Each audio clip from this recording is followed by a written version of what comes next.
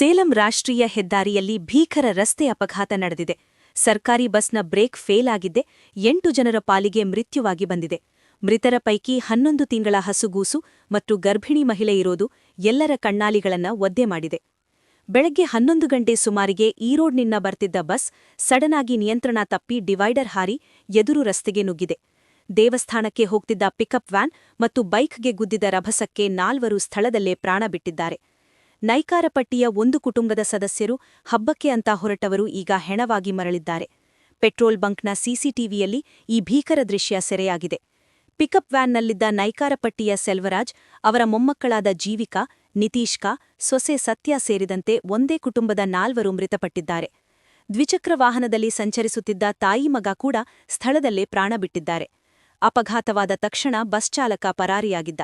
ಆದರೆ ಪೊಲೀಸರು 1 ಗಂಟೆಯಲ್ಲೇ ಆತನನ್ನ ಅರೆಸ್ಟ್ ಮಾಡಿದ್ದಾರೆ.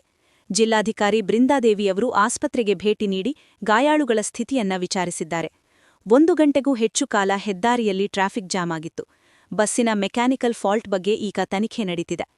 ಲೇಟೆಸ್ಟ್ ನ್ಯೂಸ್ ಅಪ್ಡೇಟ್ಸ್ಗಾಗಿ ನಮ್ಮ ಚಾನೆಲ್ ಸಬ್ಸ್ಕ್ರೈಬ್ ಮಾಡಿ. ಧನ್ಯವಾದಗಳು.